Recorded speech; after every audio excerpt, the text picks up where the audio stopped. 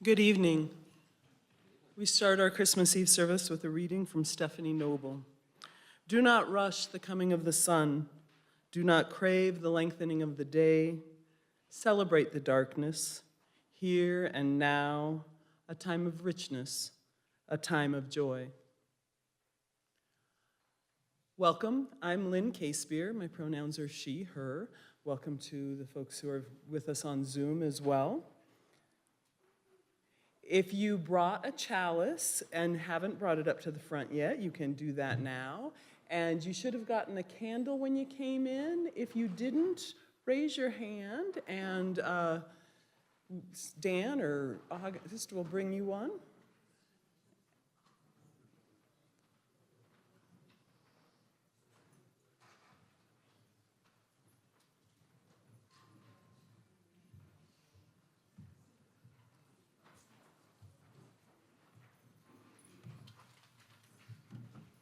Thank you for joining us here this evening.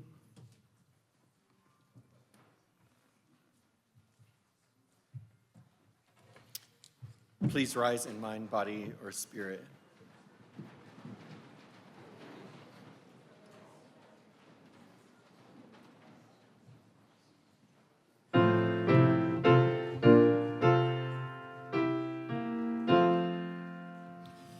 Angels we have heard on high, sweetly singing o'er the plains and the mountains in reply, echoing their joyous strains.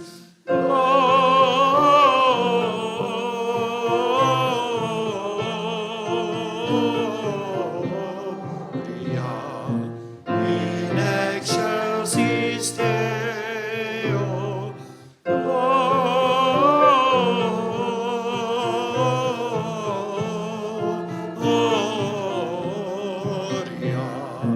In excelsis Deo.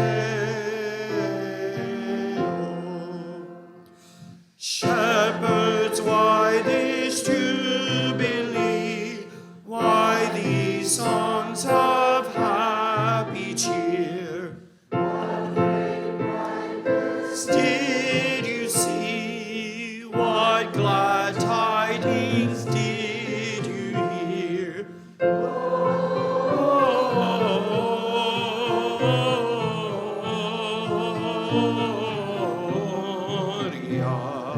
In excelsis Deo, Gloria.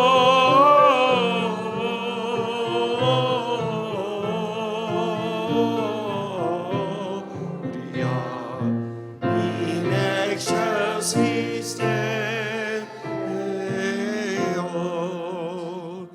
See him in a manger laid, whom the angels praise above. Mary, Joseph, lend your aid. Raise our hearts in love. Gloria.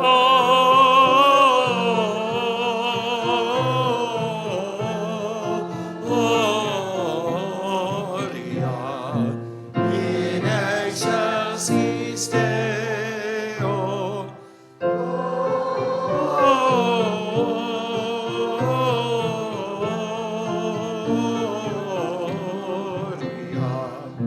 In excelsis Deo.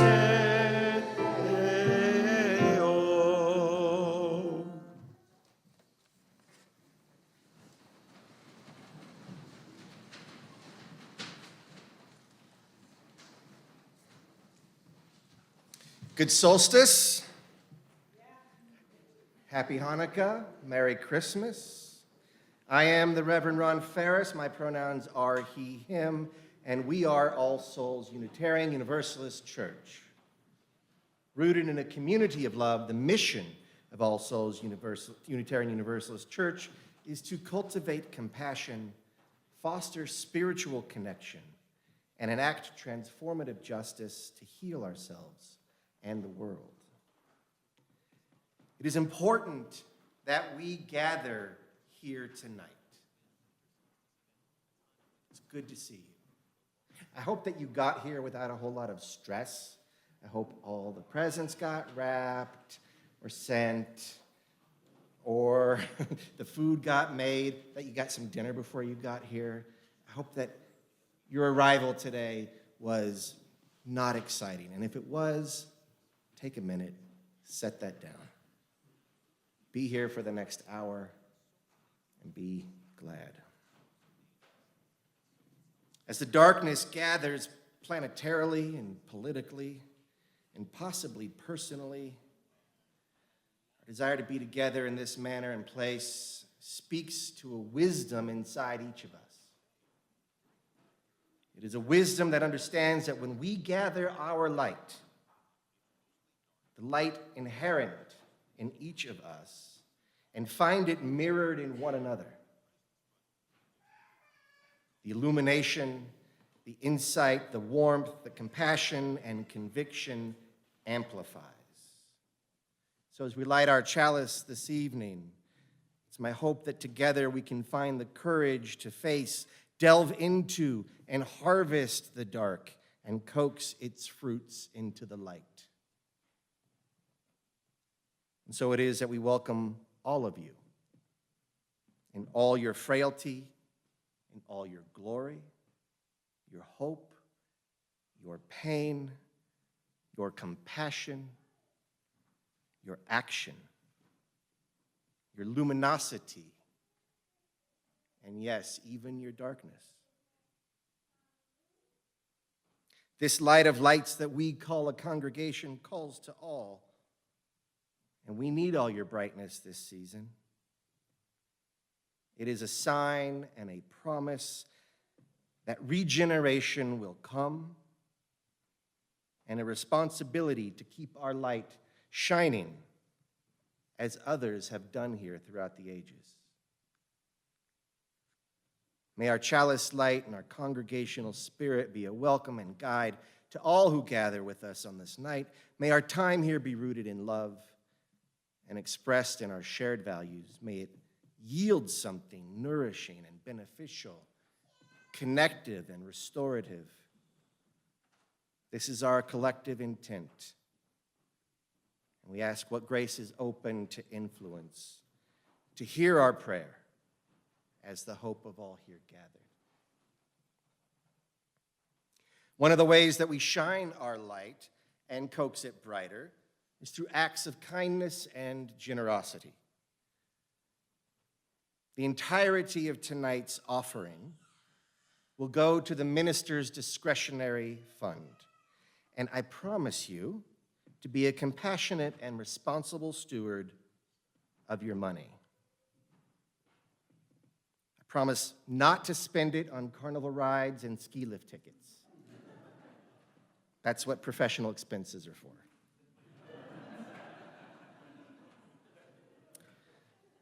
The discretionary fund, on the other hand, allows me to help acute financial hardship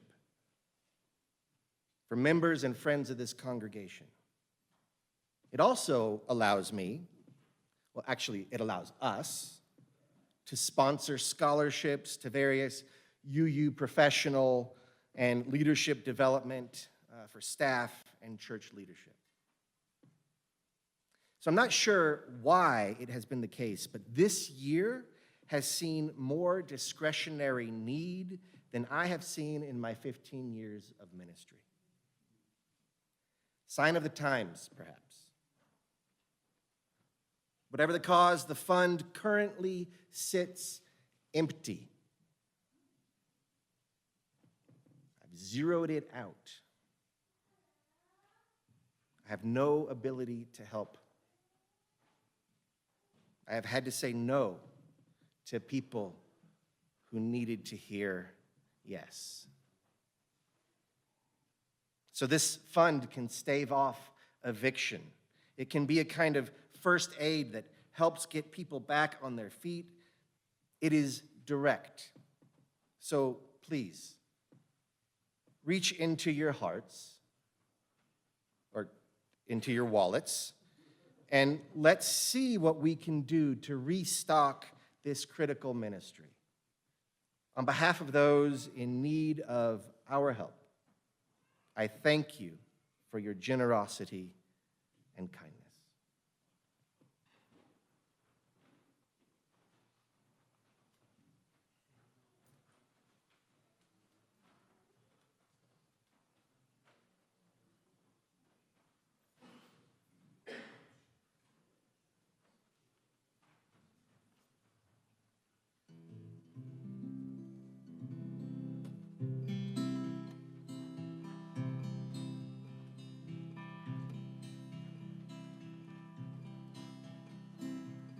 They say that spring will come again, but no one knows exactly when. Still the sun's a long-lost friend on the longest night of the year. We stare into the firelight while December beats outside, where the darkest hearts reside on the longest night of the year.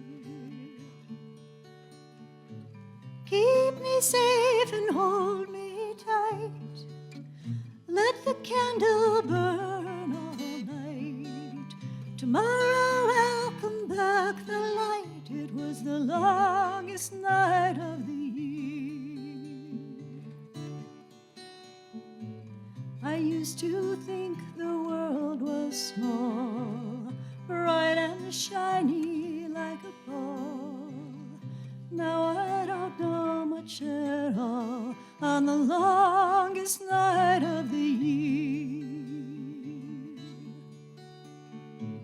We press our faces to the glass and see our little lives go past, wave at shadows that we cast on the longest night of the year. So keep me safe and hold me tight.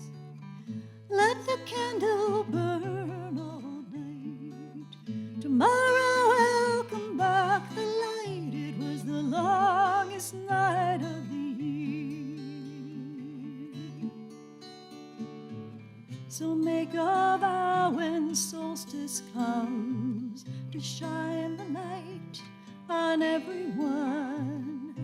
Keep the faith and bang the drum on the longest night of the year. Keep me safe and hold me tight. Let the candle burn all night. Tomorrow I'll come back the light. It was the longest night of the year.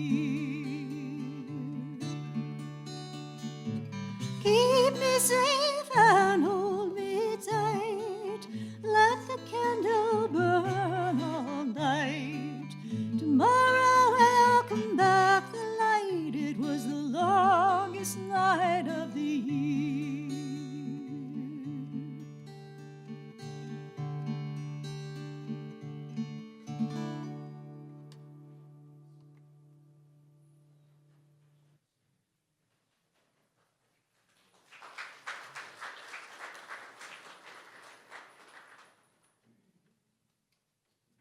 Good evening. My name is Molly Dewell. My pronouns are she, her. And if any of the kiddos would like to come up and sit in the front, you can, but then you'll sit back with your families. It's a little different than Sundays, because Sundays we go downstairs after I tell the story. So this is my third Christmas since I've been running the kids program here. But it's only the second time that I came to the Christmas Eve service in person, because the first Christmas, this guy was born. Well, I remember I was in a meeting once, and someone asked me if I was going to be involved in the Christmas Eve service, and I said, well, my due date is December 23, so I'm thinking not. But, yeah, he came about a week early, but I still did not come, no. But this story is also about the birth of a special baby. And maybe you can sit with your sister there, Emerson. Can you do that? Okay.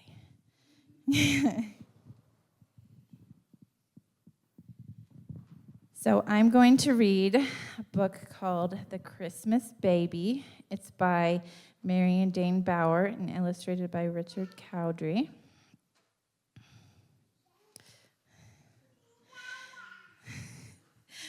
Long ago, in a faraway country, in a tiny town, a man knocked on a door. Can you knock on a door? Can you knock for me, Quinn? Good job. No, good knocking. Wow. Knocked on a door. Have you heard? He called. A baby is coming. No room here, the innkeeper said, and he shut the door. Oh. And he shut the door. Okay. Yeah, a baby's coming soon. No room here, the innkeeper replied, and they shut the doors one after another. The man stood as still as stone, a hand on the neck of the donkey that had carried his wife into this land of strangers. Have you heard? He whispered to the donkey. A baby is coming this very night. The donkey twitched her ears, nodded her head, and led her human to a stable filled with beasts and with fragrant hay. Have you heard? The man asked the beasts. We have heard, they answered. We have been waiting. Come in. When the baby was born, the beasts shouted with joy. Have you heard? They whinnied and brayed and mooed and barked and bleated. He is come. Angels sang too in their satin voices, and the stars joined in as well. Have you heard? Have you heard? He is here. Shepherds heard. They left their flocks in the fields and searched out the stable so they could admire the baby. Kings heard. They left their kingdoms and journeyed far to bring gifts for the baby. Mary and Joseph received them all, beasts and shepherds, angels and kings. Give thanks with us, they said to each one. God has given us a baby. And the baby, the dear baby, lay in his bed of fragrant hay and smiled at the world with God's own smile.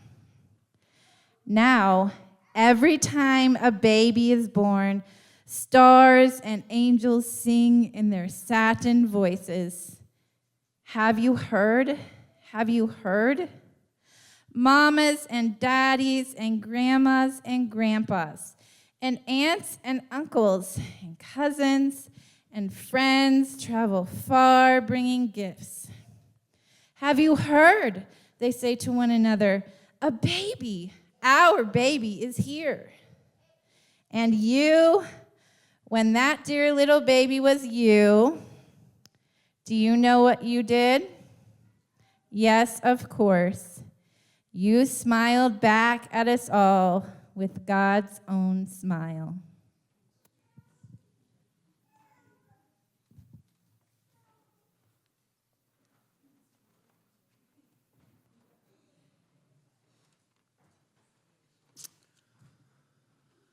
I love Christmas Eve. I grew up in the Episcopal Church in Pueblo, and I had nothing but positive experiences there. I went to Sunday school, I sang in the choir as soon as I could, starting in 3rd grade, and I went to choir camp every summer for a week at Trinity Ranch. That's in Wetmore. In middle school, I was a faithful youth group member, mainly because I had a crush on several of the high school boys who also attended. Brian wasn't one of those. I was confirmed at 17 and married at 23 at the Church of Ascension. Sometime in college, just down the street, I realized I didn't really believe the church doctrine that I'd so happily grown up with. I don't remember any aha moment, or any particular class or conversation that caused me to question my faith. I just didn't buy it anymore. After Brian and I were married, my thoughts on religion continued to evolve, and I determined I was agnostic. But every year, there I was, darkening the doors of Ascension on Christmas Eve, to see all the friends I'd grown up with there, sing all the beautiful hymns of Advent, which is why I can sing these hymns without looking ahead to see if I agree with the words. I don't, but I'm going to sing these hymns. But I went to be bathed in the warm glow of the community there and of the stained glass and the candles throughout the large wooden nave and the chancel, and to take communion at the rail in front of the marble altar. And then I started to feel guilty. Why was I doing this if I didn't buy the whole story of the virgin birth of the Son of God? I was a hypocrite. In the fall of 1998, we found All Souls. I was pregnant with Marshall, and like many people starting a family, we must have been looking for something greater.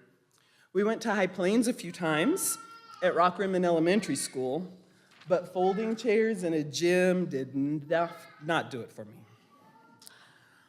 The wood and the stained glass here are really important to me. The beauty then and now filled my soul, as did the stories and philosophies and lessons on living from the many world traditions, and the inclusivity and the thoughtfulness and the political engagement I found among the members here. I'd found my people. That first All Souls Christmas Eve service, I was so moved by the metaphors and allegories that were different from the Christian story of Christmas. They made me think of the traditional symbols of the season from a different perspective, and the candlelight, the warmth and the silence, the feeling of a full heart. I learned that I did not need to believe in the supernatural to feel that. Light can symbolize many things, and while my religious identity is best described now as humanism, I'm an atheist. I do not have to leave beauty and symbolism for the Christians at this or any time of year.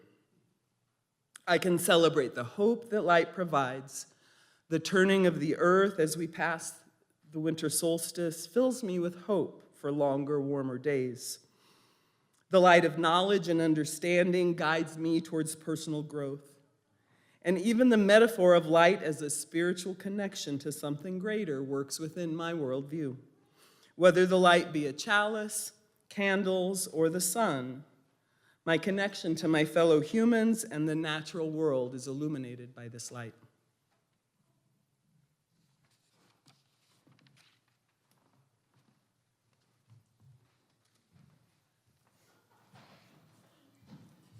Please rise in mind, body, or spirit.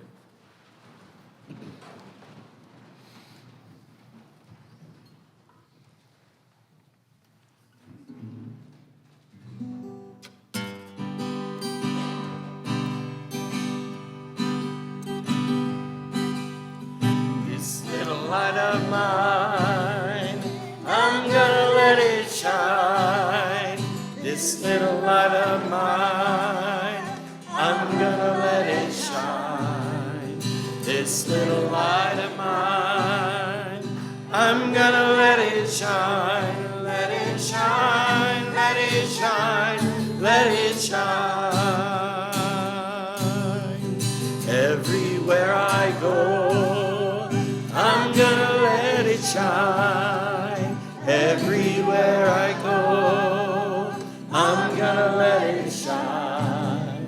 Everywhere I go, I'm gonna let it shine. Let it shine, let it shine, let it shine. Building up a world, I'm gonna let it shine. Building up a world, I'm gonna let it shine. Building up a world, I'm gonna let it shine. Let it shine, let it shine, let it shine.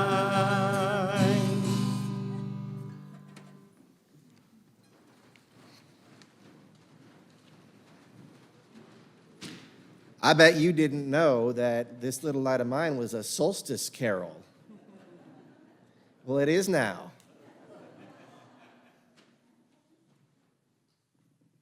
One of the ways that we shine our light, oh, nope, that was the wrong script. I want to say that the light that we seek is ever within us. And I want also to say that the light we seek is beyond us and calls us out into it and assures us beyond circumstance. And maybe both are true. Maybe like calls to like.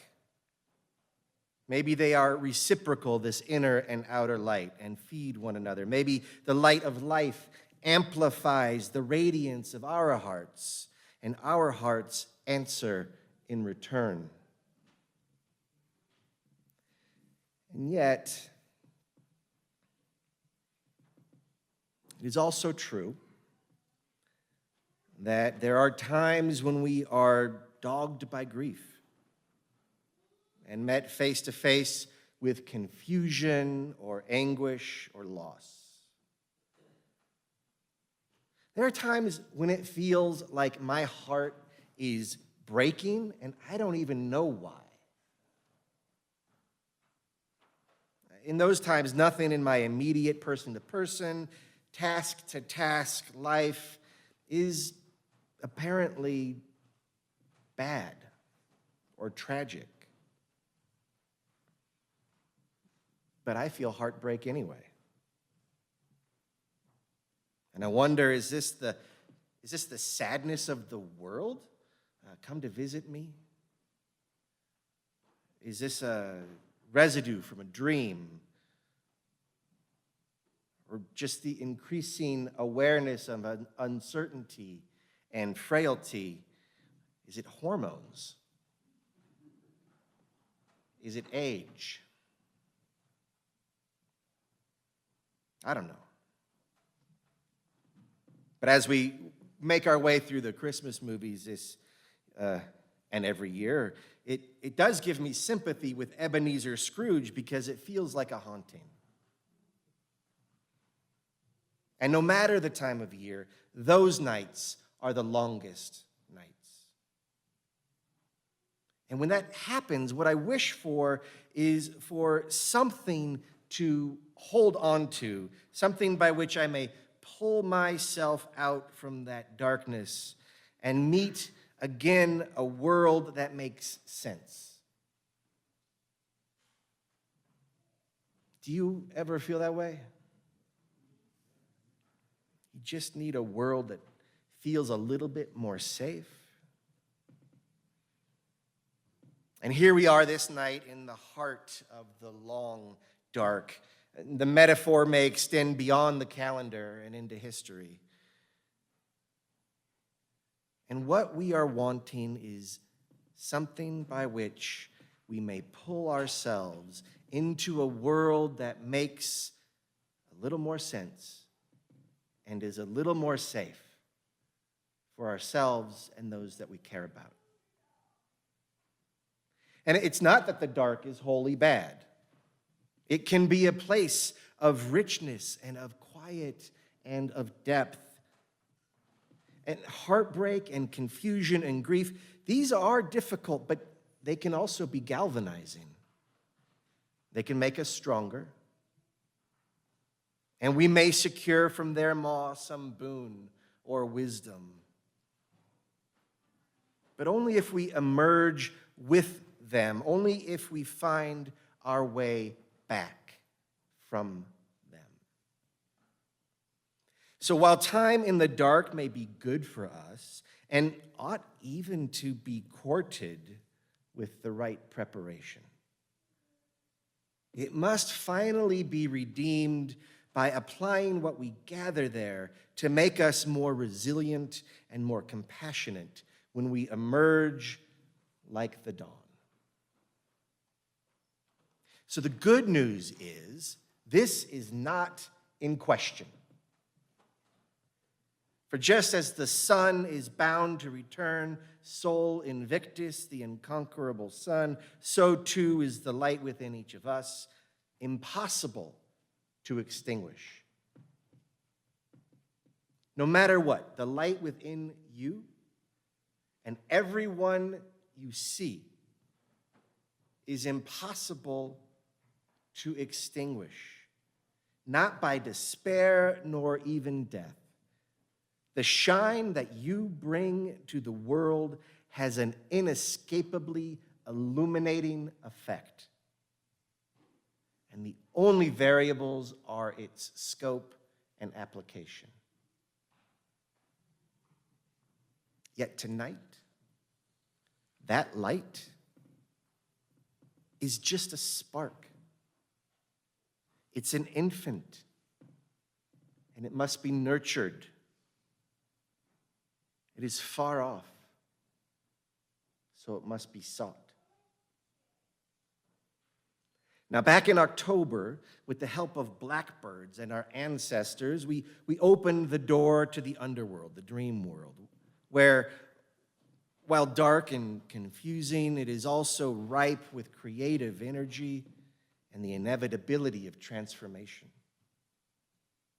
We were guided through that realm in November by our teacher, the burrowing owl, who helped us let go of what we no longer needed and what no longer served us and plant something new in its compost.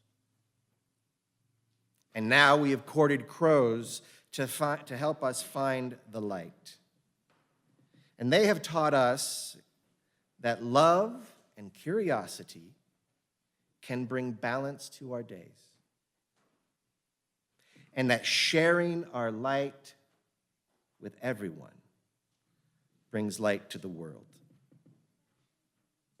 And so on this night, like the winged angels of yore, the crows have shown us the inevitable dawn in the form of a mythic infant, an inevitable spark within us and all creation that, if nurtured, will grow into life-giving sun. Sol Invictus within each of us, as each of us, nurtured by the light of those here now. When I look at you, I see stars mirroring the night sky, giving light back to night and all creation. From the underworld, we call each other back to life, from dream to day. Made different and deeper by our twilight sojourn, we return to apply what we have learned and become the light that we have found. We embody the starlight blazing across time and space to find us, to find this planet, so that life springs from non-life, and all things are miraculous and holy. This night, receiving that light, condensing it into a narrative and housing it in an infant, our congregation, whose story is oriented to love and fearless freedom, is meant to remind us that life is beautiful. This is our faith. And this night celebrates our faith, that life is beautiful. Our faith coming as it might in the form of an infant or a crow or the inevitability of light. Let us allow that faith to lead us to more love and creativity and beauty and compassion, and be grateful for this Yuletide clarity, this Christ light in all creation. Let us nurture it and each other and be caught up in its bright insistence. So to mark this promise, we turn once again to ceremony. Now, we have participated in water communion, which speaks to our character individually and collectively, and in soil communion, which speaks to our yearning. Tonight, we engage in a traditional and time-honored ceremony of passing a flame from one to the next. This is nothing less than a communion of fire. It is a ceremonial demonstration of our care for each other. That light symbolizes that we will nurture each other with our own light, a reflection of, assurance of, and call to the returning sun. It's a promise and our faith and a joy. Our light, like an infant, tonight needs to be nurtured, even as it is promised to guide us out of the cold and dark. This light, like the babe, is our promise. Through it, may we find love and life and beauty. And here now is its message. Close your eyes to listen closely. Close your eyes to see, for I speak this truly.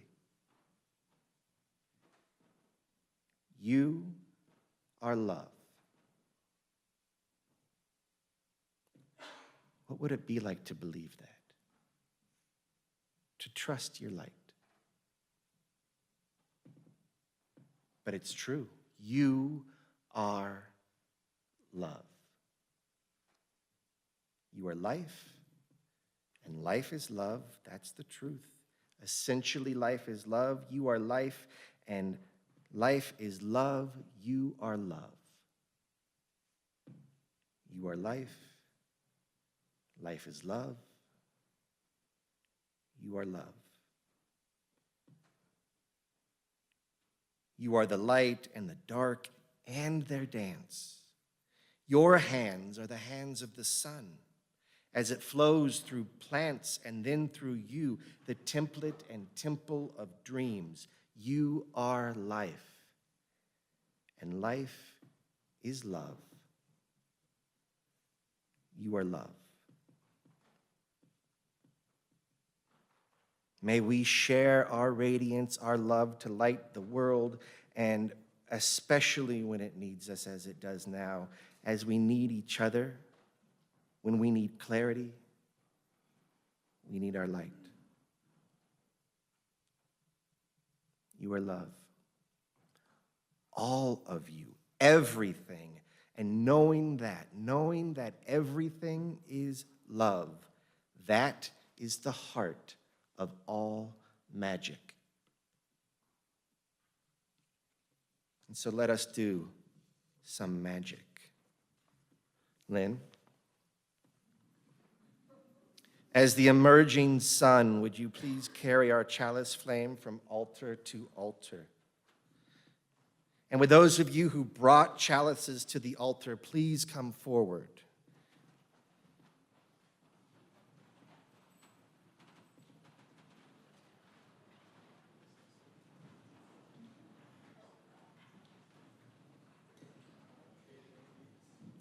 Know that these objects have been consecrated. They are now recognized as possessing character. They are made sacred by saturation in this company and its cause, given meaning and charge simply by being here together, like you, on this night, in the glow of our cumulative hope and care, soaked in our collective magic, our love suffused with light, whether their wick is lit or not. May your chalice remind you of your truth, that you are love, and of our truth, that you are loved. Understanding that blessing, I invite you to light your chalices from our community chalice. But if you do so, please sort of remain around the altar here. So please go ahead and light your chalices. There's several candles up here.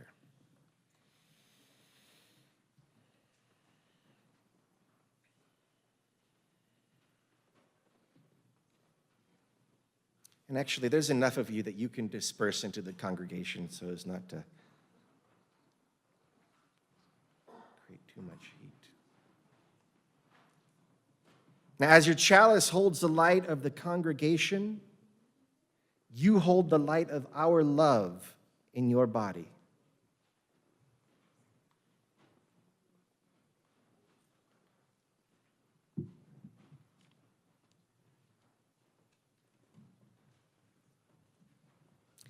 I invite the congregation to rise in body or spirit. To honor the solstice, this longest night, and what it indicates, the return of light, I invite the chalice bearers to now return to your seats, to return the light that gave them light so that others may take and likewise share the light of our collective spirit. So please light your candles off the chalice nearby.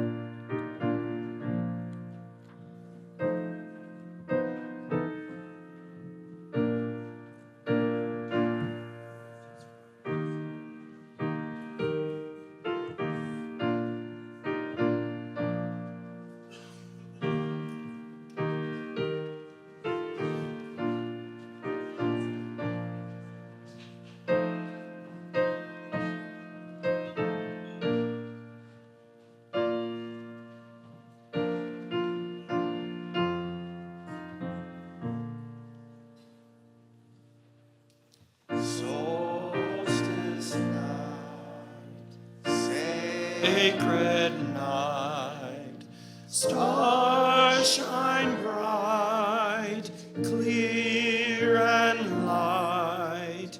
Longest darkness now fades away, bringing hope of a brand new day.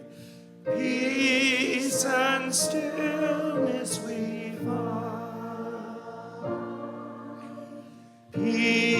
peace and stillness we find. Solstice night, radiant skies, moon above, gently rise. Winter's chill, yet warmth in our hearts. From the life, new life will start. Nature's wisdom we hear. Nature's wisdom we hear. Solstice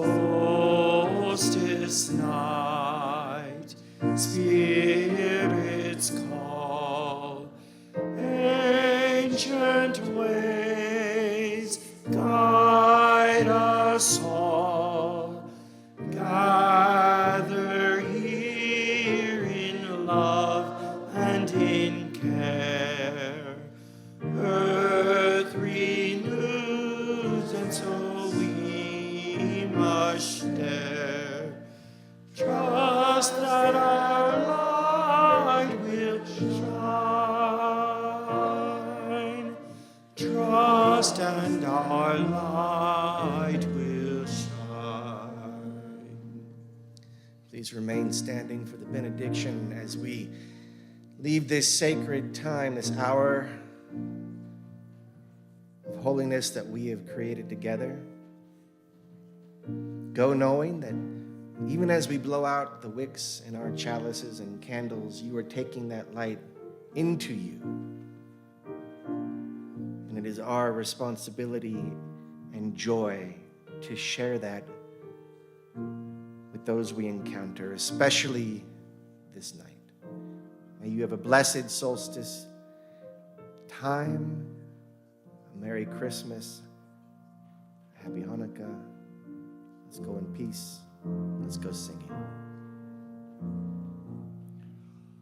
Solstice night, spirits call, ancient ways guide us all.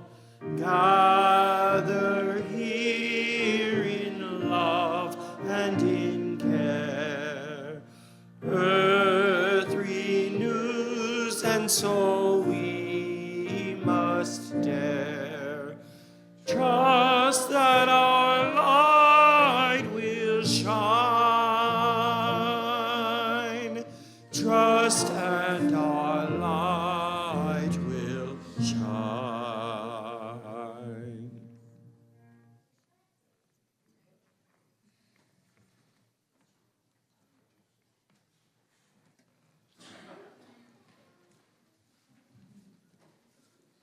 Good night, Merry Christmas.